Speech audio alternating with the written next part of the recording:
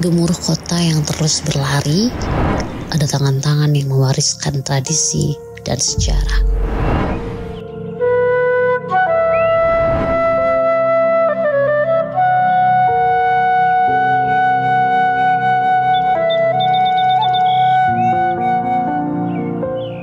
Ini adalah kisah yang diukir oleh waktu, kisah tentang ketekunan dan cinta pada budayanya sendiri.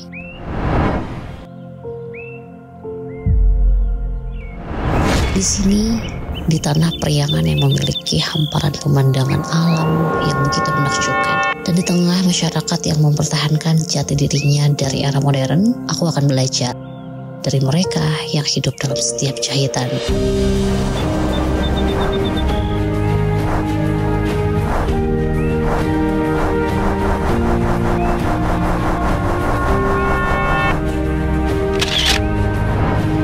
Kerajinan kulit Sukaregang yang menjadi warisan budaya tak benda membuat saya semakin penasaran.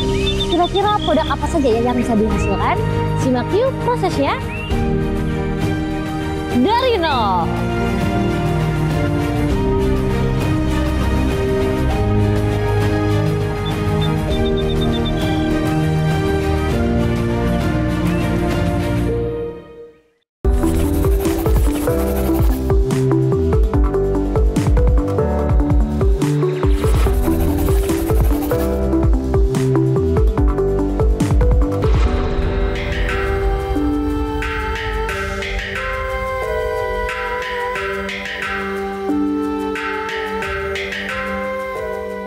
Garut bukan sekedar nama, tapi cerita tentang kearifan lokal dan pesona yang tak terlupakan.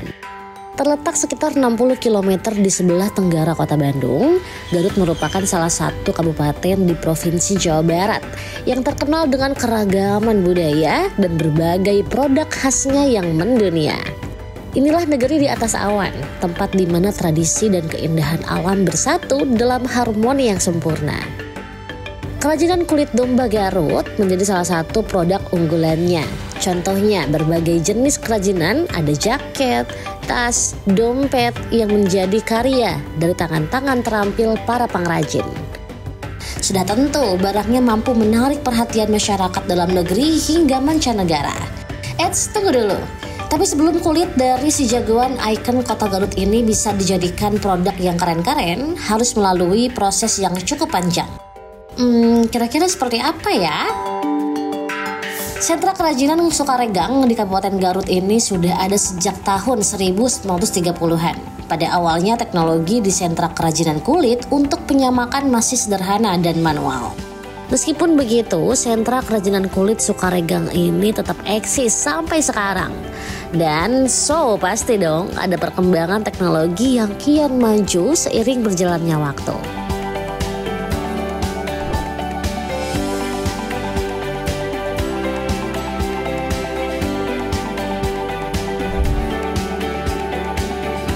Hingga kini industri penyamakan kulit ini sudah ada sekitar 330 unit. 10 diantaranya merupakan industri besar yang sudah siap memasarkan produknya hingga ke luar negeri.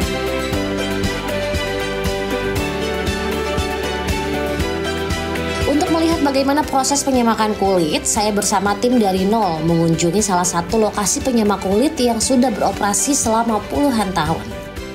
Pak Ius merupakan pemasok kulit domba dan sapi yang siap pakai bagi para pengrajin di Garut. Dan ternyata stok kulit domba dan sapinya nggak hanya dari Garut aja loh, tapi ada juga yang dari Solo, Magetan, dan Tasik yang menjadi kota pemasok kulit mentah agar bisa dijadikan beberapa produk unggulan Garut seperti jaket atau ras. Kira-kira apa saja ya tahapan dalam menyamak kulit yang menjadi sentra utama ekonomi warga Garut ini? Mulai masuk ke sini buang kapur gitu, terus flashing di di wet blue sampai setengah jadi. Udah gitu dijemur, terus di flashing, di shaping yang ditipiskan gitu. Ada ukurannya 0,8, 0,9, 1 mili, 1,5 gitu. Udah gitu dicelup, udah dicelup dijemur baru dicat, semprot gitu. Tahapan pertama dalam proses penyamakan kulit yaitu penggaraman. Tujuannya buat apa ya kira-kira? Kita langsung tanya-tanya aja ke Pak Rudi, salah satu pegawai yang udah bertahun-tahun kerja di sini. Bapak halo. Halo. Bapak, aku mau ikutan ini nih menggarami si kulit boleh ya? Boleh, siap. Oke pemirsa, kita sekarang sedang masuk proses pertama, yaitu diberikan garam kepada si kulit dombanya. Tujuannya agar tidak membusuk si kulitnya. Bapak ini berapa hari Pak untuk? Paling 3 hari, 4 hari. 3 sampai 4 hari? Iya, sebulan kuat. Oh, sebulan. Ini biasanya kalau di ruangan ini ada perlu suhu khususnya nggak sih Pak? Enggak sih. Asal nggak boleh kena aja, matahari? iya. Oh, nggak boleh kena matahari. Kenapa Iya. tuh Pak? Nggak boleh kena matahari?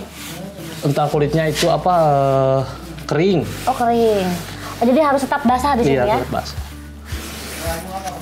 Terus kalau di belakang ini Pak, ini berarti yang sudah digaramin? Iya, yang udah digaramin. Udah 2 kali, ini Udah kan 2 baru kali. 1 kali. Oh, 2 kali. Iya. Kenapa Pak 2 kali Pak? Biar kuat, Oh, biar kuat. iya tahan lama. Berarti setelah sekali digarami, dibiarkan dulu sehari, Iya. besoknya baru digarami lagi pemirsa. Agar lebih kuat si kulit dombanya. Nah, tahu nggak sih salah satu alasan kenapa harga jaket kulit domba Garut itu mahal? Karena untuk jadi satu jaket kulit utuh dibutuhkan 4 kulit domba mentah loh pemirsa. Per satu lembar kulit mentah umumnya dibanderol dengan harga 70 sampai 80 ribu rupiah. Setelah proses penggaraman selesai, kulit didiamkan selama 3 hingga 4 hari dalam ruangan yang terhindar dari cahaya matahari. Selanjutnya kulit direndam dalam air biasa selama 1 hari penuh agar bakteri yang terserap dalam garam terhempas seketika. Untuk tahapan selanjutnya pemberian obat sodium sulfite, zat kimia yang dipakai untuk merontokkan bulu dombanya nih agar permukaan kulit halus dengan sempurna. Nah kalau ini sudah pasti pada tahu kan? Yaps, bener banget, mesin molen yang dipakai untuk mencuci dan merendam kulit domba. Mesin ini akan terus bergerak stabil selama seharian penuh.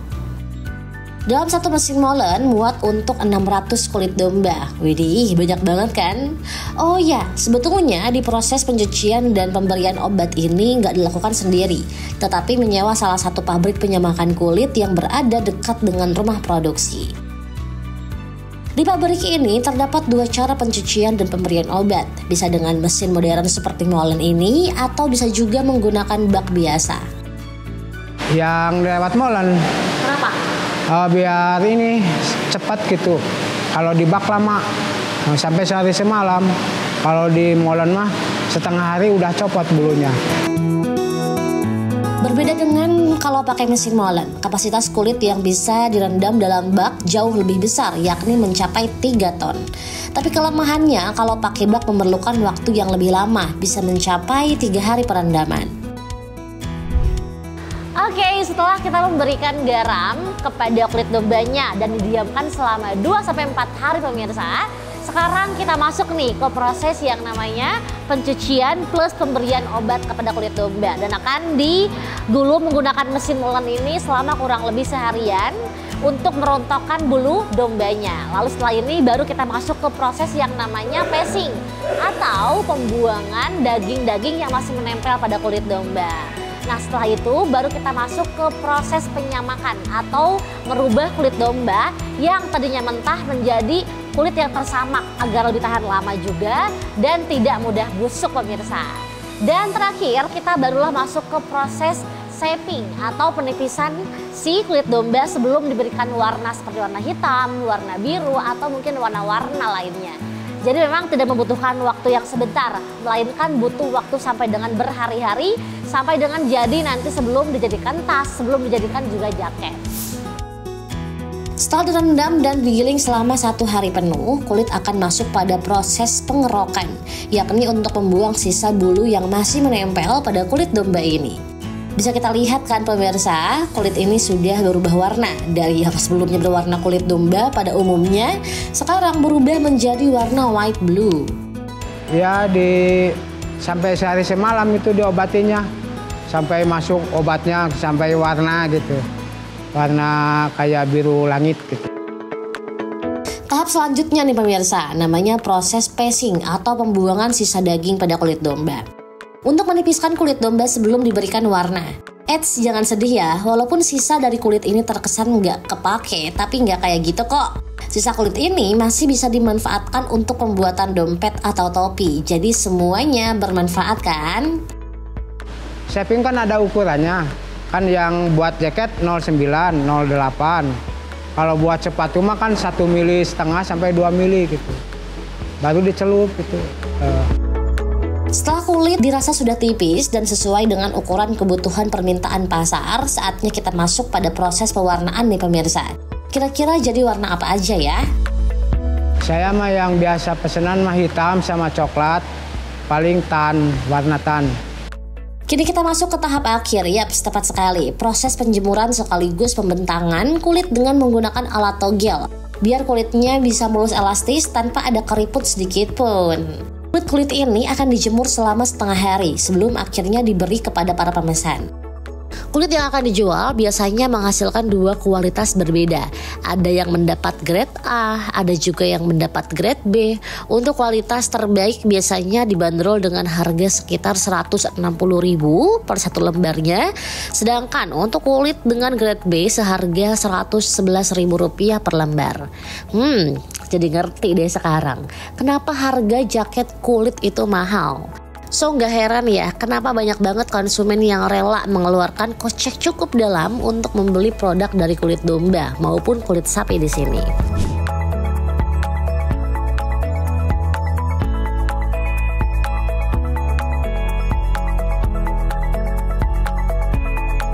Nggak berhenti sampai di situ aja, selanjutnya tim dari nol juga melihat langsung proses produksi kerajinan kulit.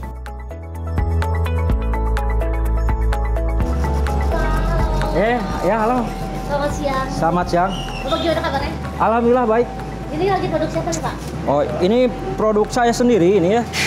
Apa ini? Ini tuh lagi pembuatan ID card holder buat gantungan tanda pengenal. Selain itu di sini bisa dibuat apa lagi Pak? Di sini bisa bikin dompet. Waduh Bapak, saya mau lihat bareng-bareng. Loh kok saya malah ditinggalin? Ya udah deh, saya lihat sendiri aja ya pemirsa. Pak, ini lagi bikin apa Pak? Lagi bikin pola nih pemirsa dan saya akan ikut serta untuk membuat polanya. Ini boleh saya bantu nggak Pak? Boleh ya? The 3-in-1 Leather menyediakan sebanyak 8 model jaket yang tentu didominasi untuk pria. Sementara untuk wanita hanya ada 1 model aja. Yah kok gitu sih Pak? Faktanya market UMKM jaket kulit Garut ini memang lebih banyak diminati kaum adam saja.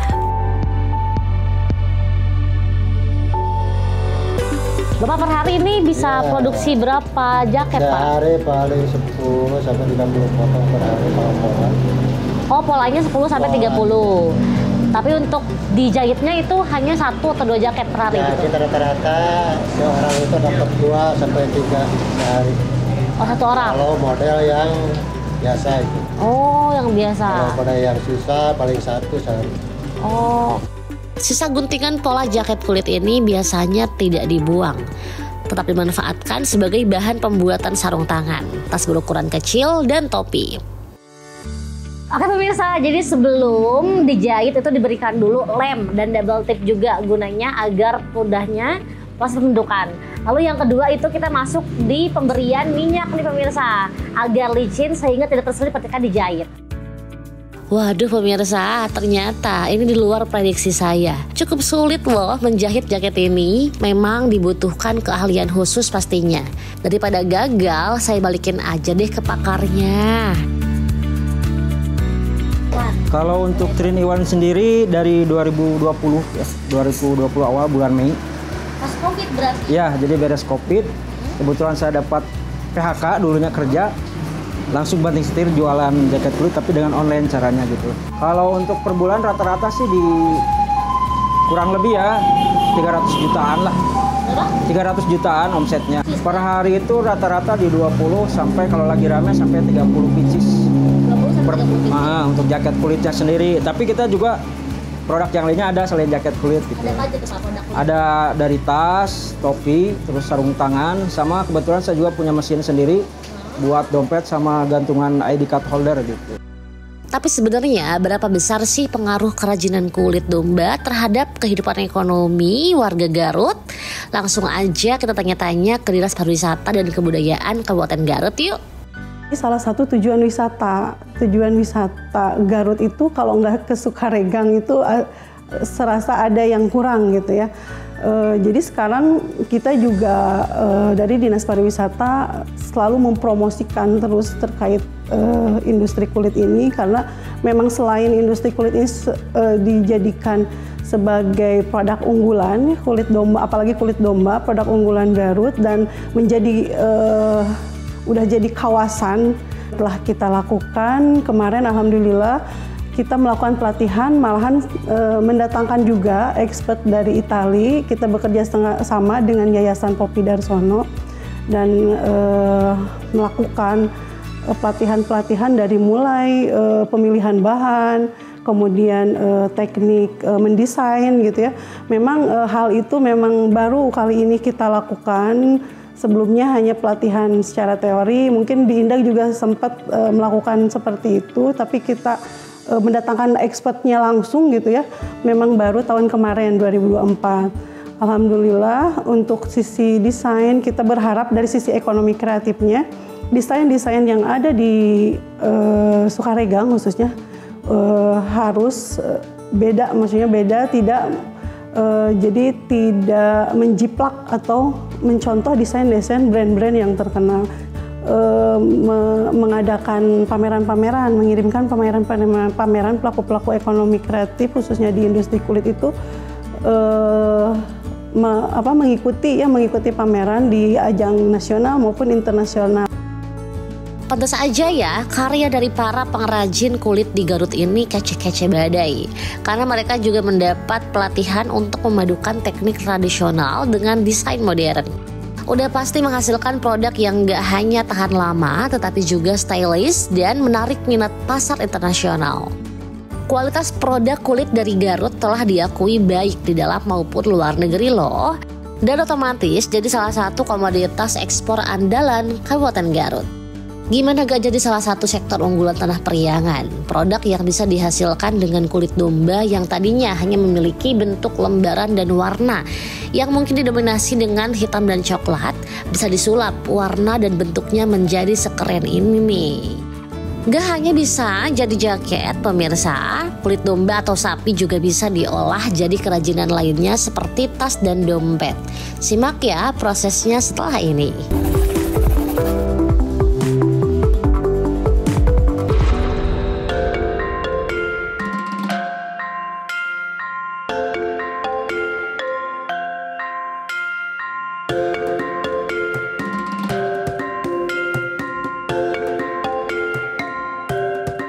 Ada yang bisa nebak nggak nih? Kali ini saya mau kemana lagi ya? Bener banget. Kali ini saya mau lihat sekaligus coba buat jenis kerajinan kulit lain, yaitu tas dan dompet dari kulit. Tapi kali ini bukan dari kulit domba, melainkan kulit sapi. Yes, kamu gak salah dengar, dari kulit sapi. Kenapa jadi kulit sapi ya? Nah, berbeda dari sebelumnya, yakni pembuatan jaket dari kulit domba. Sekarang kita akan melihat proses pembuatan tas dari kulit sapi. Kenapa sapi? Nah, nanti kita temukan alasannya. Sekarang kita langsung menuju ke lokasi pembuatannya. Let's go!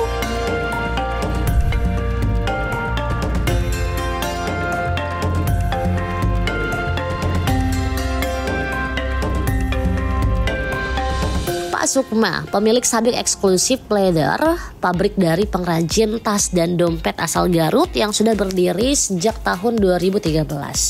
Kepain langsung proses pembuatan tas dan dompet dari kulit sapi. Seperti yang kita udah bahas sebelumnya, kerajinan kulit di sini nggak hanya dari kulit domba aja, tetapi juga ada dari kulit sapi. Nah, ini proses awalnya. Kita bahannya pola dulu, setelah disiapkan dulu bahan sapinya yang udah bagus untuk dipola. Dulu dipola Pak? Iya. Oh, jadi sebelum ke cutting ke sini dulu ya? Iya, proses awalnya ini kita pola. Boleh. Ini gimana Mas? Disesuaikan sama ukurannya. Dalam 1 bulan, Pak Sukma bisa memproduksi dompet sampai 2.000 pieces untuk dikirim ke reseller yang ada di daerah Garut, Bandung, dan Bekasi. Untuk tahap awal pembuatan adalah dengan membuat pola yang dilanjutkan dengan seset. Aduh, seset itu digimanain sih? Oh, ini seset, Pak. Proses seset. Untuk menipiskan bagian yang tebal itu di seset. Itu biasanya untuk bagian mana, Pak? Biasanya untuk bagian pinggir sama bagian tengah. Oh, pinggir dan Iya, tengah. iya. Kalau dilihat-lihat sih kayak gampang gitu ya, tinggal potong. Tapi kok sulit ternyata. Ya nggak heran sih beliau sudah sejago ini karena jam terbangnya udah tinggi banget. Ketika bagian yang dibutuhkan dari dompet sudah selesai dipotong, sekarang masuk ke bagian yang penting banget nih pemirsa. Pemasangan kerangka dompet. Hal ini juga berlaku untuk produksi tas ya. Kerangka dompet berhasil disusun rapi. Nah, tahap selanjutnya yaitu pengepresan Mika. Biasanya nih dipakai untuk nyimpen foto, entah foto pribadi, keluarga, atau pacar. Kok malah pacar sih? Nah pemirsa, kalau ini proses penjahitan tas. Jadi untuk tahapan pembuatan dompet dan tas itu nyaris sama aja ya. Hanya memiliki perbedaan ukuran aja. Total karyawan yang bekerja di sini berjumlah 50 orang. Dan dalam 1 hari mereka bisa memproduksi 50 sampai dengan 100 tas. Semuanya tergantung dari orderan. Iya. Pak, ini masuk ke proses apa nih, Pak? Ini penjahitan. Oh, penjahitan. Iya. Ini untuk bagian Talinya. tali itu Iya. pendek ya? Iya. Pendek. Tuh pemirsa, ini sedang proses untuk pembuatan tali sudah jadi pendek gitu ya? Iya. Pendek ini bisa dijual di angka berapa sih, Pak? Dijual di angka 250.000. 250 ke atas. Iya. Per bulannya bisa produksi berapa pieces? Pak? Kalau untuk handbag sekitar 200-an. 200 pieces. Ada harga ya udah pasti ada kualitas. Tas, dompet yang diproduksi di sini bisa menghasilkan omset puluhan hingga ratusan juta rupiah. Gimana? Bener-bener bisnis yang menjanjikan kan? Ini untuk dompet. Dompet itu kita bikin dulu dudukan untuk mikanya. Biar rapi, ya, biar rapi. Ada bekas bola benang pisau ponnya biar rapi dibakar. Dibakar dulu pakai lilin ya? Iya. Tapi Pak, ini untuk harganya kalau dijual berapa tuh, Pak? Kalau untuk dompet sendiri kita jual kisaran di 50 sampai 150.000. Kalau dompet? Tergantung model juga. Tergantung model. Nah ini proses cuttingnya. Oh, proses cutting? Iya, untuk memperindah dompet. Oh, untuk estetikanya ya? Iya. Ini biasanya untuk dompet aja atau untuk tas juga, Pak? Ini spesialis dompet. Oh, spesialis Iya. dompet. Salah satu alasan kenapa dompet menggunakan kulit sapi itu karena memiliki tekstur dan ketahanan yang lebih kuat dan awet kalau dibandingin sama kulit domba. Untuk penjualan produk-produk kerajinan kulit jadi udah pasti sentranya ada di Pasar Sukaregang ini nih pemirsa.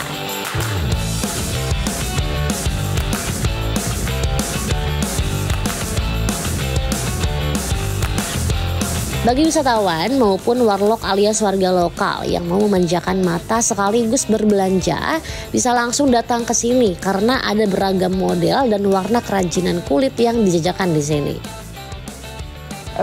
Banyak sih Teh, banyak. Cuman karena sekarang mungkin banyak online, jadi yang Bali online juga ada, yang kebanyakan yang datang ke toko juga ada.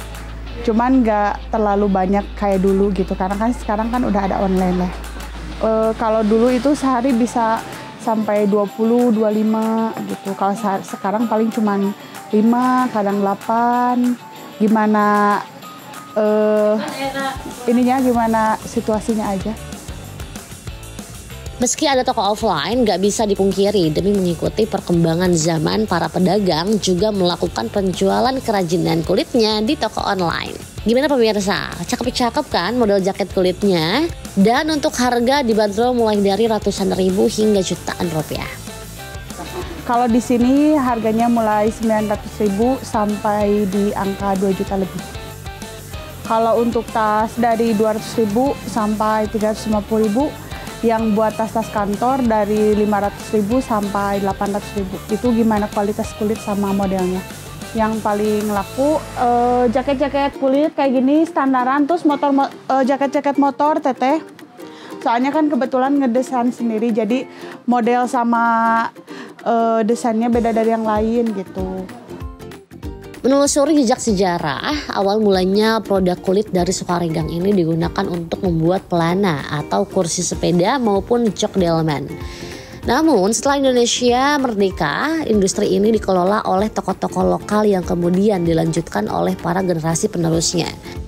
Namun keunikan Sukaregang tidak hanya pada sejarah, tetapi juga pada teknik penyamakan kulit yang diwariskan secara turun-temurun.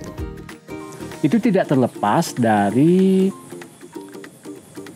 seorang sosok gitu ya, sosok dari pemerintah kolonial ya, yang namanya Karel Frederik Holle, karena dia yang telah memperkenalkan tentang ternak, dalam artian masyarakat Garut gitu ya, khususnya Garut itu lebih senang terhadap berternak domba oleh Karel Frederik Holle itu akhir abad 19. Tetapi yang jelas itu 1930 itulah ketika Bupati Garut ke-6 itulah yang telah memperkenalkan bagaimana berternak, masyarakat menyenangi ternak domba itu. Sehingga di tiap kecamatan seperti Bayongbong, Leles itu masing-masing kecamatan harus membentuk suatu semacam koperasi gitu ya. Koperasi tentang mengolah peternakan domba itu oleh bupati itu. Adapun tentang munculnya kata itu ya, pertama munculnya pengrajin itu pertama adalah kebutuhan masyarakat untuk membuat awalnya ya itu 1930-an itu membuat sadel sepeda. Tahu sadel sepeda ya, sadel sepeda itu kan dari kulit. Sadel sepeda, kemudian pelana kuda kayak gitulah. Jadi belum mengenal tentang membuat jaket gitu kan, sepatu belum. Hanya itu pun pengolahannya itu sangat sederhana. Warga Garut patut berbangga nih, karena tahun ini kerajinan kulit Sukaregang kini resmi ditetapkan sebagai salah satu warisan budaya tak benda atau disingkat WBTB Jawa Barat. Tapi gimana ya pandangan budayawan sekaligus sejarawan Garut, Pak Warcita? Dari kulit itu telah menciptakan hasil karya manusia gitu. Ada ide-ide dari manusia, sehingga itulah warisan budaya tak benda itu. Buat jaket kulit segala macam gitu kan, fashion untuk fashion gitu dari kulit itu. Rasa bangga atas pengakuan kerajinan kulit Sukaregang menjadi bagian penting dari identitas budaya Garut. Juga memiliki peran strategis dalam ekonomi kreatif daerah. Penetapan tersebut melalui proses panjang yang harus dilalui para perajin dari generasi ke generasi, membuktikan produk ini layak diakui secara nasional maupun internasional.